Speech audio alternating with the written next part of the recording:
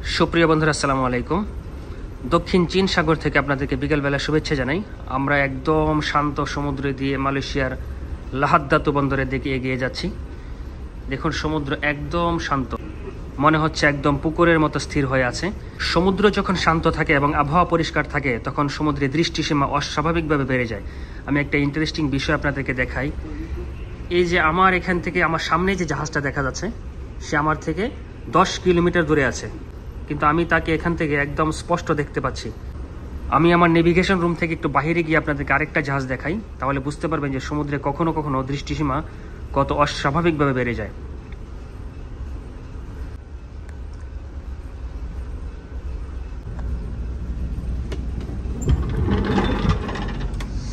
দেখুন, অদ্ভুত সুন্দর এক ওয়েদার। সমুদ্র এত শান্ত হয়ে আছে এবং আকাশের রং সমুদ্রের রং মিলেমিশে একাকার হয়েছে। এখানে এখন পরন্ত বিকেল, একটু পরে সূর্য অস্ত যাবে। দেখুন, একদম পুকুরের মতো শান্ত হয়ে আছে সমুদ্র।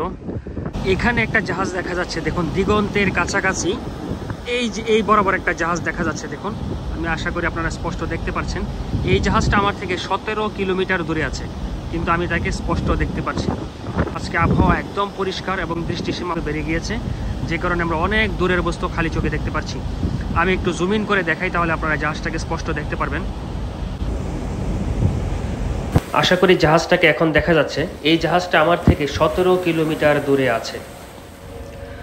পরন্ত বিকালে আকাশ এবং সমুদ্রের রং দেখুন যেন মিলেমিশে একাকার হয়েছে। এখানে যে জাহাজটা দেখা যাচ্ছে সেও আমার থেকে প্রায় 15 কিলোমিটার দূরে আছে। আমি নেভিগেশন ব্রিজ থেকে আপনাদেরকে এই জাহাজটা দেখিয়েছি। দেখুন, এটা আমার থেকে 10 কিলোমিটার দূরে আছে। সমুদ্রের এই যে বিস্তীর্ণ অংশ আমরা পাড়ি দিয়ে যাচ্ছি, এটা দক্ষিণ চীন সাগরের অংশ। এখানে পানির গভীরতাও খুব একটা বেশি নয়, গড় গভীরতা 100 মিটার বলা যায়। এখানকার পানিতে প্রচুর মাছ আছে। এখানকার সমুদ্রের তলদেশে গ্যাস ক্ষেত্র আছে, তেলের ক্ষেত্র আছে, যার কিছু মালয়েশিয়ার দখলে এবং কিছু ইন্দোনেশিয়ার দখলে। এবং এই শত শত কিলোমিটার সমুদ্রের অর্থনৈতিক অঞ্চল মালয়েশিয়া এবং ইন্দোনেশিয়া ভোগ করে থাকে। ভালো থাকবেন, আবার কথা হবে অন্য কোনো ভিডিওতে।